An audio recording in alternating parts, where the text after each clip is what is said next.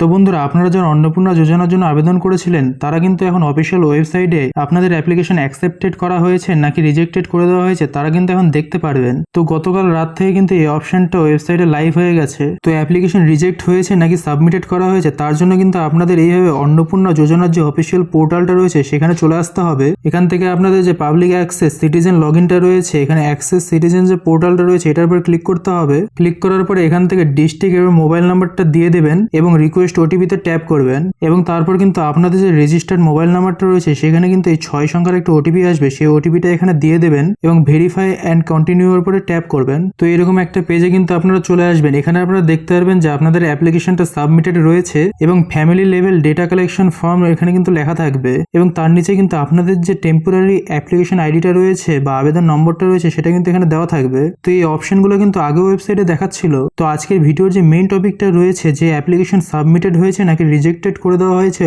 সেই অপশনটা আপনারা কোথায় দেখতে পারবেন, তার জন্য আপনারা একটু নিচে স্ক্রোল করবেন এবং এখানে সবার প্রথমে থাকবে হেড অফ দ্য ফ্যামিলি, তার পাশে থাকবে সাবমিশন ডেট অ্যান্ড টাইম এবং তার পাশে এখন একটা নতুন অপশন দিয়েছে বেনিফিশিয়ারি স্ট্যাটাস ডিটেলস। এখানে মেম্বার নেমটা আপনারা দেখতে পারবেন এবং তার পাশে দেখতে পারবেন যে অ্যাপ্লিকেশনটা সাবমিটেড করা হয়েছে নাকি অ্যাকসেপ্টেড করা হয়েছে নাকি রিজেক্টেড করে দেওয়া হয়েছে। তো আমি যখন এই অ্যাপ্লিকেশনটা দেখছি এটা কিন্তু রিজেক্টেড করে দেওয়া হয়েছে। তো এইভাবে আপনারা জানতে পারবেন যে আপনাদের অ্যাপ্লিকেশনটা অ্যাকসেপ্টেড করা হয়েছে নাকি রিজেক্টেড করে দেওয়া হয়েছে। এবং এই সংক্রান্ত যদি আরো নতুন কোনো আপডেট আসে সেই ভিডিও কিন্তু আমি অবশ্যই বানিয়ে দেবো এই চ্যানেলে। তো সেই ভিডিওগুলো কিন্তু মিস করতে না চাইলে দেটেক চ্যানেলটাকে অবশ্যই সাবস্ক্রাইব অথবা ফলো করে রাখবেন এবং আপডেটটা আপনাদের কেমন লাগলো কমেন্ট করে অবশ্যই জানাবেন।